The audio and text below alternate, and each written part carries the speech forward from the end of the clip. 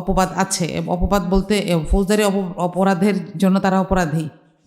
এরকম প্রার্থীরা যে কারণেই হোক, যেভাবেই হোক সামনে এসেছেন, প্রার্থী হিসেবে আসছেন। তো প্রার্থী তালিকা চূড়ান্ত করার আগে আমরা নির্বাচন কমিশনের কাছে এটা চাইতে পারি কিনা যে এই জিনিসগুলোকে যেন স্ক্রুটিনি করা হয়।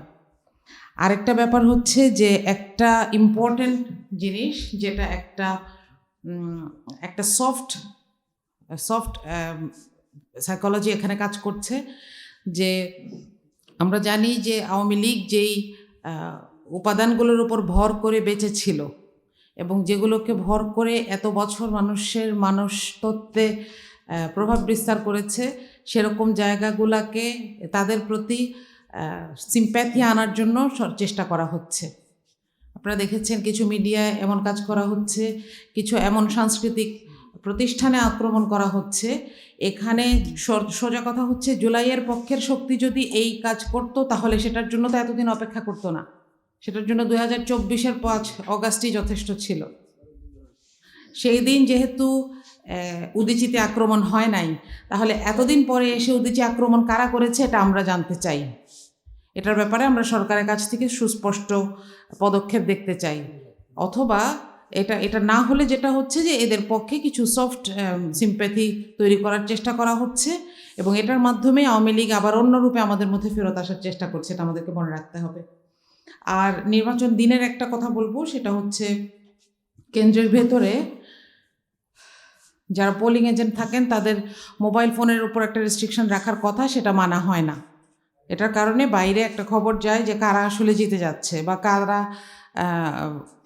এ কারণে যে যদি প্রভাবশালীরা টের পায় যে এখানে আমি জিতবো না, সেখানে নির্বাচন বানচালের একটা চেষ্টা করে এবং ওই কেন্দ্রর ফলাফল স্থগিতের একটা চেষ্টা করে। এইটার ব্যাপারে আমি নিজে প্রিজাইডিং অফিসার ছিলাম এবং এবারও থাকবো।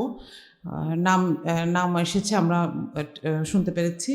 তো এগুলাকে আসলে ভেতরে কোনো ধরনের কোনো নিয়ন্ত্রণ করা হয় নাই আগে। তো এটাকে কিভাবে, এই সংস্কৃতিটাকে কিভাবে একটু মেনটেন করা যায়, এটা একটু আমাদের সুপারিশ দরকার।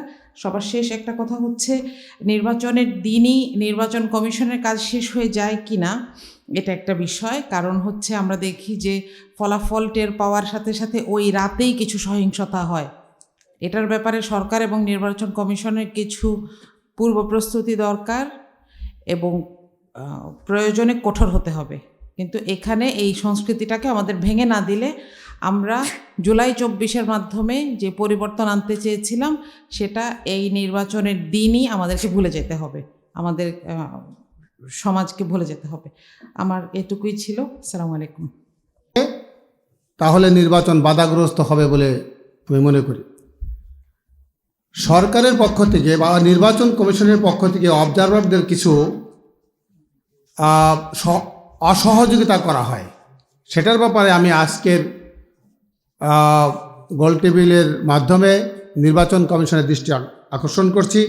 সেটার একটা বিষয় হলো যে আমরা যে তালিকা নির্বাচন কমিশনে জমা দিয়ে থাকি, এই তালিকাগুলো পর্যাপ্ত সময় নিয়ে অনুমোদন দেওয়া হয় না। একটা সময় এমন সময় দেওয়া হয় যে আমাদের লোকগুলো প্রস্তুত করতেও পারি না। সেই ক্ষেত্রে আমাদেরকে কমপক্ষে 1 সপ্তাহ আগেই আমাদের নির্বাচন যে কার্ড বিতরণ করা হয়, অনুমোদন কার্ড দেওয়া হয় যে আমরা পর্যবেক্ষক, এই কার্ডগুলো বিতরণ করে আমাদেরকে অনুমোদন দেওয়ার ব্যাপারে আমরা দাবি তো করছি। সাথে সাথে আমাদের পর্যবেক্ষক হিসেবে বিভিন্ন জায়গা মুভ করার জন্য আমাদের গাড়ির বা যাতায়াতের যে গাড়ির অনুমোদন, সেগুলো নিয়ে অনেক সময় আমাদেরকে হয়রান। অতীতে আমরা দেখছি যে এমনও হচ্ছে যে নির্বাচনের আগের দিন রাত 12টা-1টা পর্যন্ত আমাদেরকে বসিয়ে রাখা হয়েছে, এরপরে আমাদেরকে কার্ড দেওয়া হয়েছে।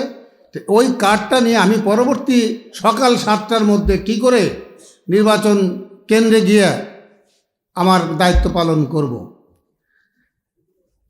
আমি এই ছোট 3টে বিষয় বলছি যে আমাদের তালিকা দ্রুত সময়ের মধ্যে আমার সর্বশেষ কথা হলো যে অবজারভারদের এখনও আসলে ট্রেনিং যেটাই দেবে, তারা রোববারে হয়তো একটা মিটিং রেখেছে, কিন্তু নির্বাচন নমিনেশনপত্র সাবমিটের দিন থেকেই এই অবজারভারদের দায়িত্ব পালন করার সুযোগ দেওয়ার প্রয়োজন ছিল। ইদানিং এখনও যদি আমি বলি যে নির্বাচনের মানে গাড়ি তো অলরেডি লাইনে, কিন্তু অবজারভারদের কাজ কিন্তু শুরু করতে আমরা পারিনি। কিন্তু এখনও নির্বাচন অবজার্ভ করার অনেক কিছুর ইস্যু ছিল, যে আমরা যদি লেভেল প্লেয়িংয়ের কথা বলি, টাকা পয়সা খরচ করার কথা বলি, আমার প্রকৌশলী মার্জিয়া মমতাজ বলেছেন যে আমাদের আইন ছিল যে তফসিল ঘোষণার পরে থেকে আর যার যার ব্যানার, পেস্টুন বা কি বলে পোস্টার যার যার নিজ দলের দায়িত্বে তুলে নেবে। কিন্তু আমরা দেখতে পাচ্ছি যে দলগুলো সে কাজটা হয়তো নিজ দায়িত্বে করে না, এখনও ব্যানার পেস্টুন আছে। আমরা যদি একটু দেখি যে এই যে যারা নির্বাচনের প্রতিদ্বন্দ্বিতা করবে তাদের নিরাপত্তার ব্যাপারে আমার কাছে কেমন জানি মনে হচ্ছে যে কারো কারো নিরাপত্তা এমনভাবে দেওয়া হচ্ছে যে উনি জাতিসংঘের মহাসচিব, আর কারো কারো ব্যাপারে মানে অনেক খবরই নাই। হাদি আততায়ীদের গুলিতে নিহত হয়েছে, নির্বাচন কমিশন যদি একটা বিচ্ছিন্ন ঘটনা বলে উল্লেখ করেন, এটাকে আমাদের দুঃখ লাগে। তাহলে আমরা যদি 2-4 জন 5 জন 10 জন 20 জন মরে যাই, তোমরা তো বিচ্ছিন্ন ঘটনা বলে চালাবে, তাহলে নির্বাচনটা কীভাবে সুষ্ঠু হতে পারে? হাদি তো একজন নির্বাচনের প্রার্থী ছিলেন, হাদি তো কোনো বিচ্ছিন্ন মানুষ নয়। হাদি ছিলেন 18 কোটি মানুষের একটা হৃদয়ের স্পন্দন, 18 কোটি মানুষের একটা কণ্ঠ। সেই হাদিকে কেন নির্বাচন কমিশনের মতো জায়গা থেকে একটা বিচ্ছিন্ন ঘটনা বলা হলো? এবং আমরা লক্ষ্য করলাম যা আর একজন কোনো একটা দলের নেত্রী তাকে গিনিপিগ হিসাবে তুলনা করেছে। আমাদের আসলেই এ সমস্ত নেতা নেত্রী বা এই সমস্ত দেশের কর্ণধারদের কাছ থেকে এই ধরনের উক্তি আমাদেরকে ব্যথিত করে। হাদির সেই জায়গাটা বাংলাদেশের জনগণের মাঝে পৌঁছে দেওয়ার জন্যে আরও যারা দায়িত্ব নেবে, ইতিমধ্যে আমার কাছে মনে হচ্ছে যে অনেক কণ্ঠই হয়তো একটু সতর্ক হয়ে গেছে। আমি সর্বশেষ সেটাই বলতে চাই যে আমরা যারা অবজারভার হিসেবে আছি, আমাদেরকে স্বাধীনভাবে কাজ করার সুযোগ আমি দাবি করে আমি আমার সংক্ষিপ্ত কথা শেষ করছি। একটু দ্বিমত পোষণ করে রাখি যে আমরা কিছু জিনিসকে ধরে নিই যে এগুলো থাকলেও মেনে নেওয়া যায়। আসলে ওই লক্ষিন্দরের ওই যে বেহুলার বাসর ঘরের ওই যে ছোট্ট একটা ছিদ্রি না, ওইটা দিয়ে কিন্তু পরবর্তীকালে বড় ফাঁক ফোঁকর তৈরি হয়ে যায়।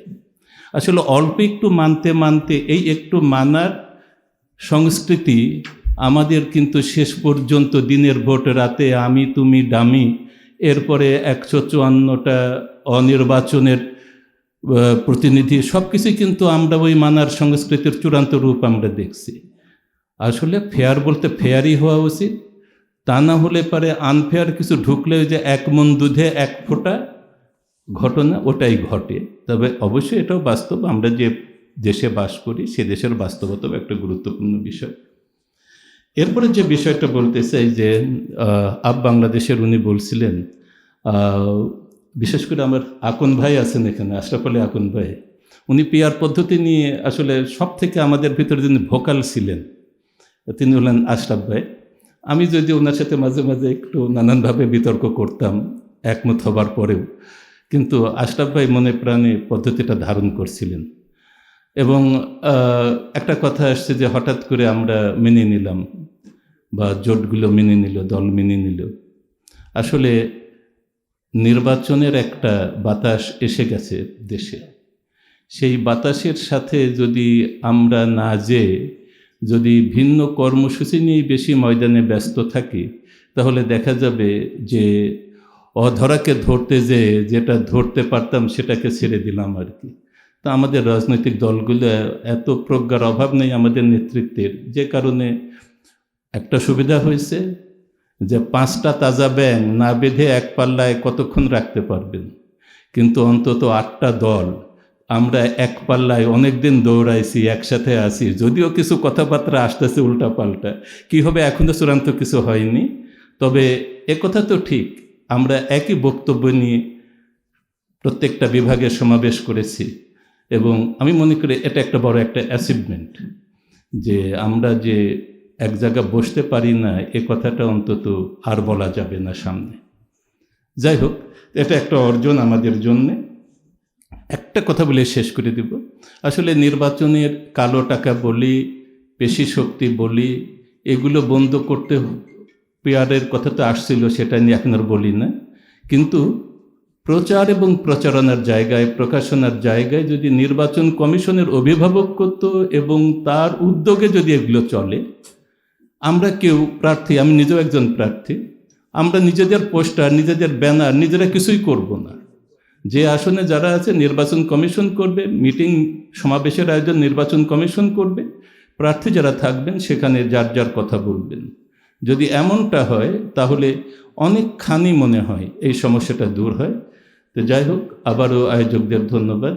আমি কিছুক্ষণের জন্য বাইরে যাব, প্রোগ্রাম চললে আবার ইনশাল্লাহ আপনাদের সাথে যুক্ত হব। ধন্যবাদ। আল্লাহ হাফিজ।